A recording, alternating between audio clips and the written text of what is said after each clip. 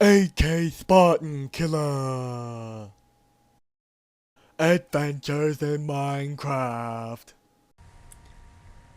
Yo, people, what is going on? This is Kat again, and we last left you off doing some bedrooms in small to medium sized houses. So, we will have to do some more videos on doing bigger bedrooms and how to fill up the space. In smaller bedrooms, it's definitely way easier to fill up the space. As you can tell, this is one of our bedrooms that we did last time, and this is another option for you. There's billions of options, and I definitely got to teach you guys a little bit more about them. This is our office, which is more like a commercial office rather than a residential home office. But it works. I love it. I don't even care. And let's move on to the downstairs, and then I'll come back and finish up the empty spaces and teach you guys how to fill them.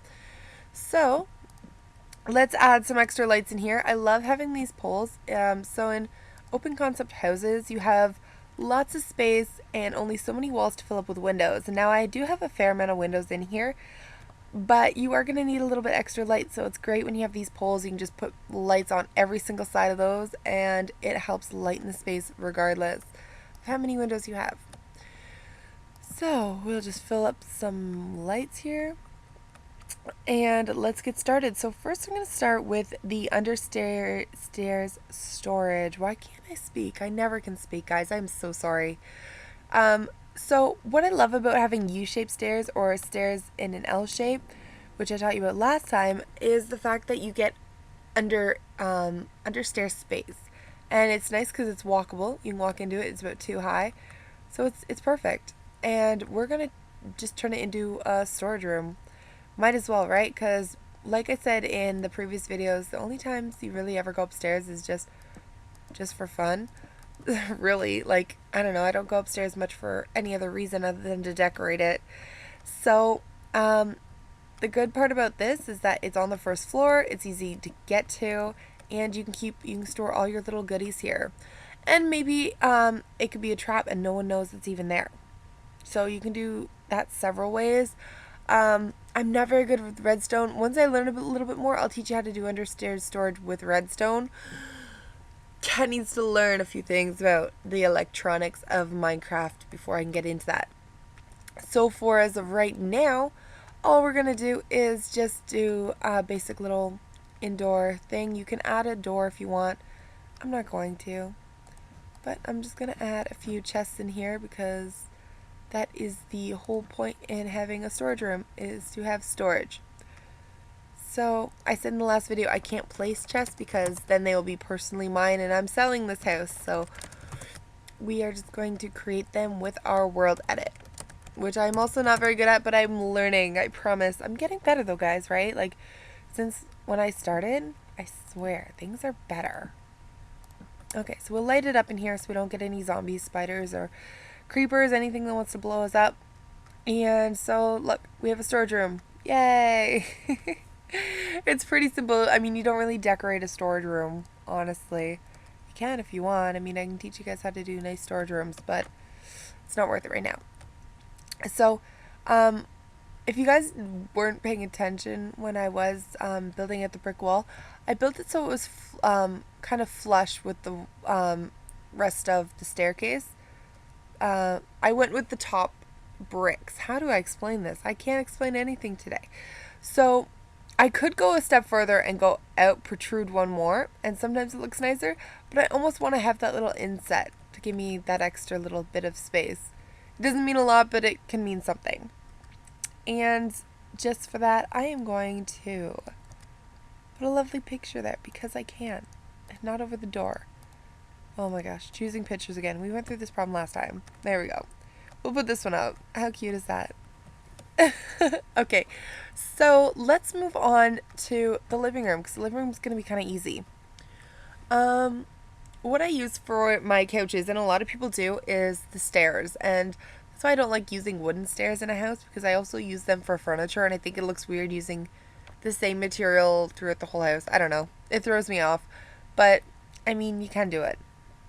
So what you got to think of is when you're walking in your house, what are you looking at first? and how easy is it to access the functional space. So, how I'm going to do my couches and my living room and all that stuff will depend on the flow of the space. So, because this is a walkway down and the kitchen is also a walkway down, we need to kind of proportion it properly with the furniture. So I'm actually going to first lighten it up because I don't want to deal with it getting dark yet. Okay, so I'm going to do an L-shaped couch for this. I also don't want to put it up against the wall. Some people can, but again, because they are stairs, it's going to look a little bit more like stairs when it's pressed up against the wall rather than if you pull it out just a square. So always leave room to pull out your furniture. I'm actually going to make it smaller. And then what you can do is either you can do the half slabs as your side of your couch, or you can do a full slab and just kind of cut it off on the couch. Now, if you do the full slab, see, this looks more like a modern contemporary couch because it doesn't have full arms. If you do a full slab, let me pull one up here. If you do a full slab for the couch, it's going to look like it cuts it off. And notice how this one kind of looks, oh, it ends right there, whereas this one kind of continues to flow. It's all in the perception. So you can do that. A lot of people do, and I do this too sometimes. I'm not going to say a lot of people because I do it as well. Use the signs as arms for the chairs, which work great if you want to have actual arms for your couch. Oh my, sorry guys. So that works as well. You can do kind of both things. You can do mix and match. You can have one end open, whatever you want to do. Also, you could do add an extra couch piece with the back on one side and just extend it. And now it looks like a sectional couch.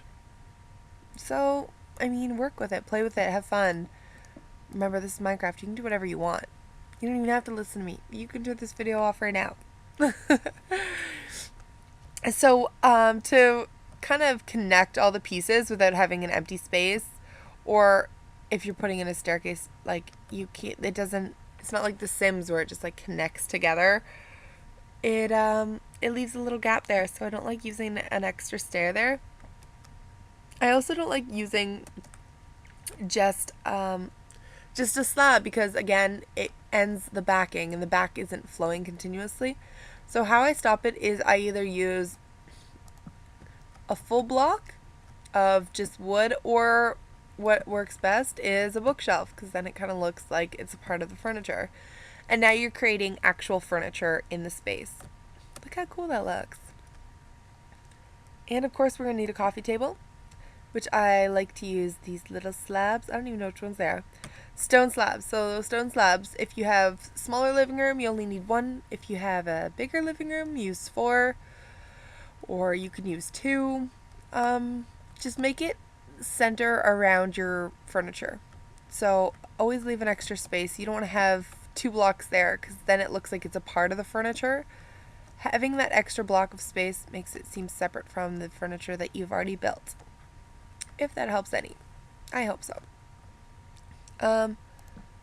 You can also add some chairs. Now when you're adding chairs, this is a big step. You want to, depending on how you want your living space to be, whether you want it closed off or open, depends on what you're going to put on there. If I want it to be more open, I wouldn't even place those chairs there.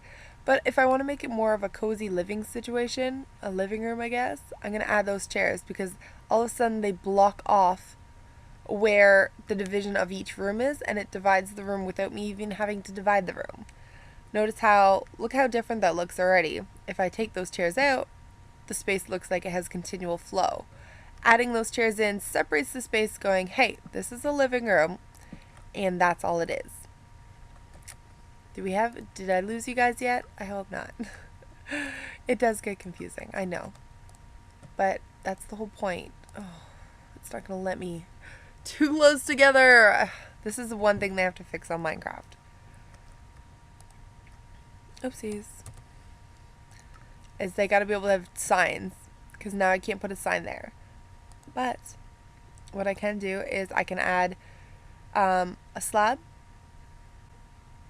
I can add a slab, and actually it doesn't look too bad, but it does look a little bit too put together. You can add a block, but I still feel like that's a little too much. So what I'm going to do, or what I'm going to try to do, let's see if I can do this.